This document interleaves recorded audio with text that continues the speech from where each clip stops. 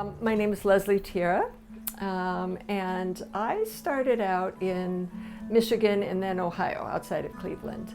And I was working for big business and decided to change my life, travel the country, which I did. And at the process, I visited with some friends who were very much into herbal medicine. At the time, I came down with a flu, one of the bad flus at that time. I think it was H1N1. And she said, take garlic. Garlic is good for the flu, which most of us know. So I took garlic, and I got much worse. I had to go to the doctor, take their medication, gave me nightmares, but I got over it. And so I was curious why everybody said garlic was great for the flus, but it didn't work for me. So through my travels, I ended up in Santa Cruz here, where I met Michael. And I was already taking a holistic health practitioner program. I was going to go back. I was living in Wyoming at the time. I was going to go back to Wyoming. And I took an herbal class with Michael and learned that herbs have particular energies. Some herbs are cooling, some herbs are warming. Some herbs strengthen the body, some herbs eliminate substances from the body. Some herbs build, others clear dampness, some are drying, some are moistening. Herbs have all sorts of energies. So garlic has a heating energy, and the flu I had was heating. So in other words, I was sweating, I was throwing clothes off, I had a high fever, I had a sore throat, I was hot. And I needed an herb that was cooling that would have worked for me at that time. Maybe lemon balm would have been a choice. Yarrow, herbs that are cooling that causes sweat. So I learned from that class about the heating and cooling energy of herbs. And that's how I teach and how I use herbs clinically. Why I dived into Chinese traditional medicine as well, because that teaches a foundation of the energetic of herbs.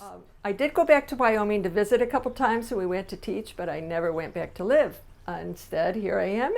And I met Michael by helping him type up our Herbal Correspondence course, which is now a distance learning course with over 10,000 students around the world.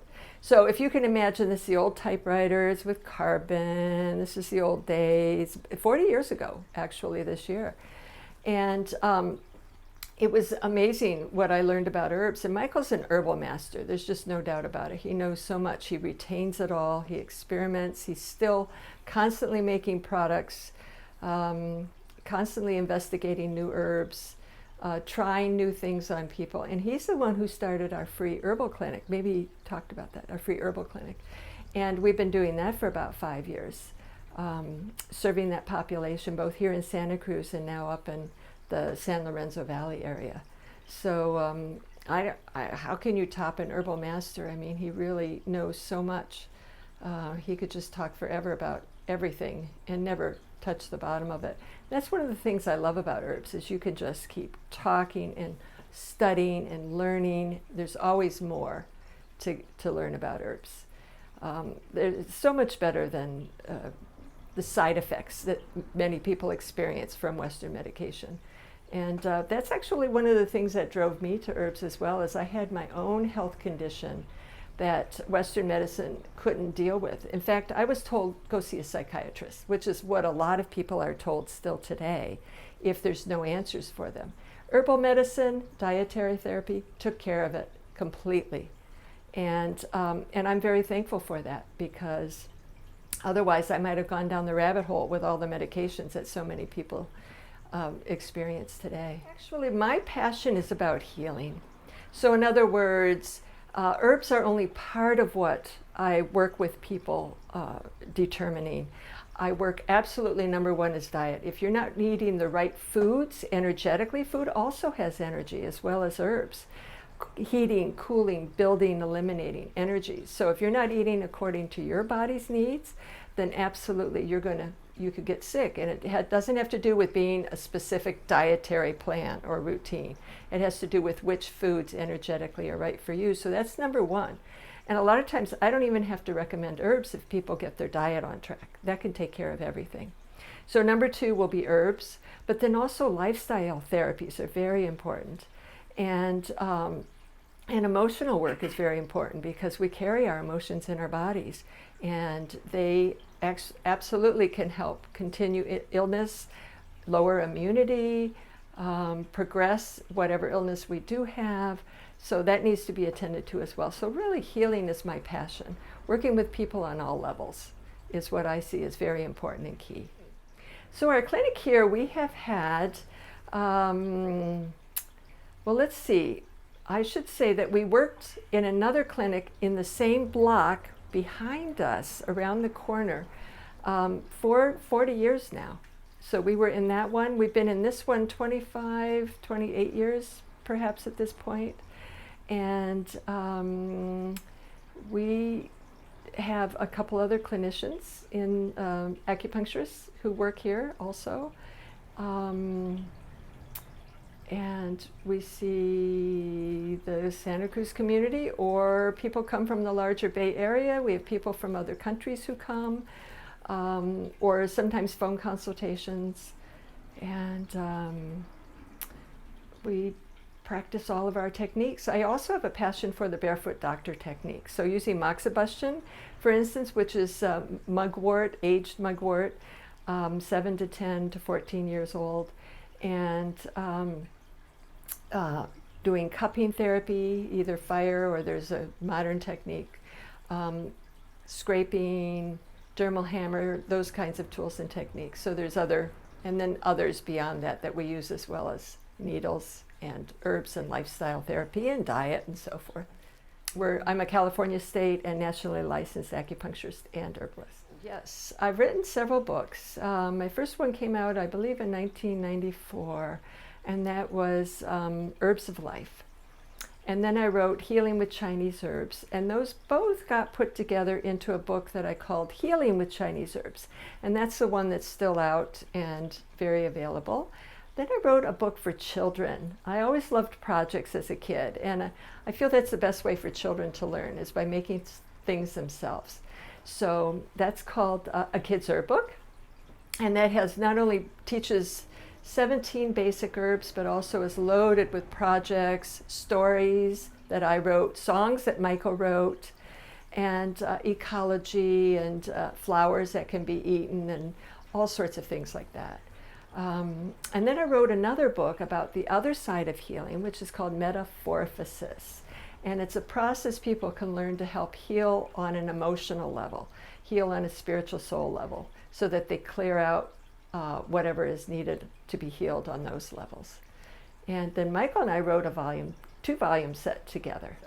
So the first volume is theory, but within that theory, we list the patterns that the Chinese identify need to be treated. And we give the herbal formulas that are appropriate for each of those patterns. So in Chinese herbal medicine, and actually Ayurvedic East Indian medicine as well, you don't treat disease. You're not treating a cold or flu. You're treating the pattern that appears. So it's the energetic. Is there heat? Is there coldness?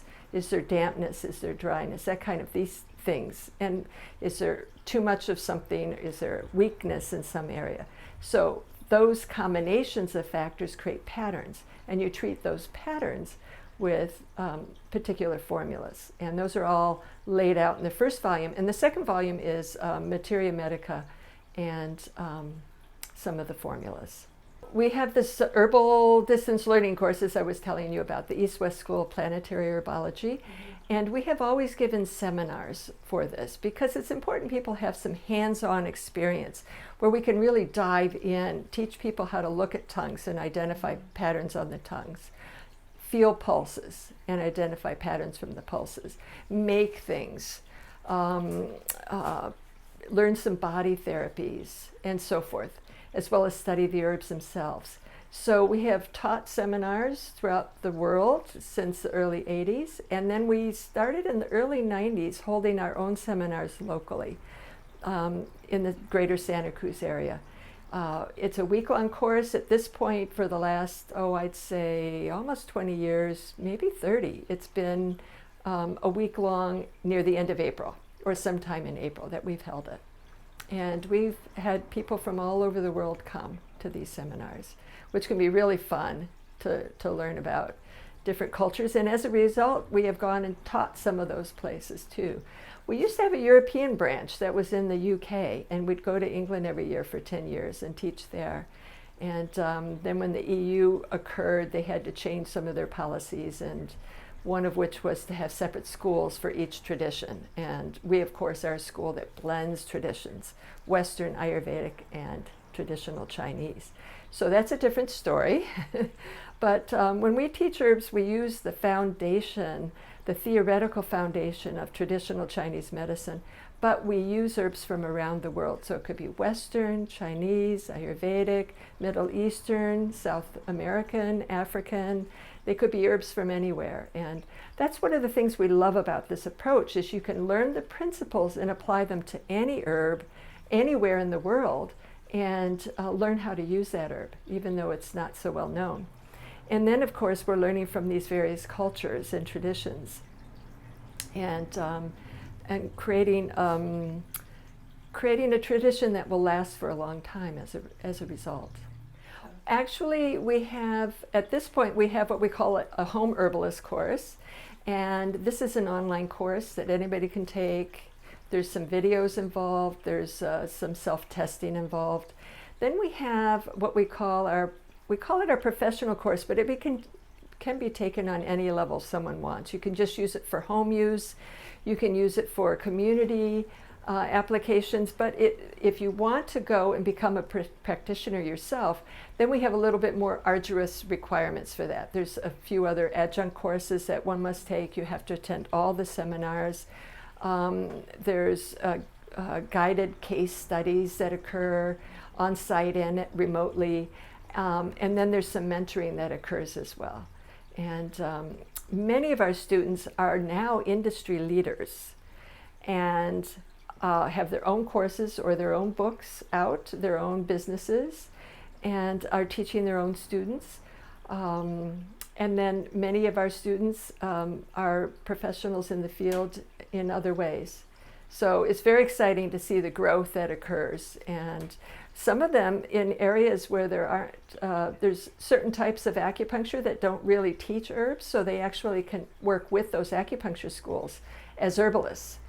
And we're really proud of them too, or work with doctors as well. Which is my passion, and that's the energy of herbs. So I encourage anybody learning herbs to really study the energy of herbs. You can gain it on a foundation level. You don't have to go in deep. You don't have to learn Chinese medicine, Ayurvedic medicine. You don't need to have any of those. But just learn the basic energetic of herbs and the energetics of disease, of a person's illness, so you can apply them appropriately. It's much more efficient and much more effective by doing that, and you won't make someone sicker, like I got sicker with garlic. And you'll get much better results also. So that would be my number one suggestion. Right now.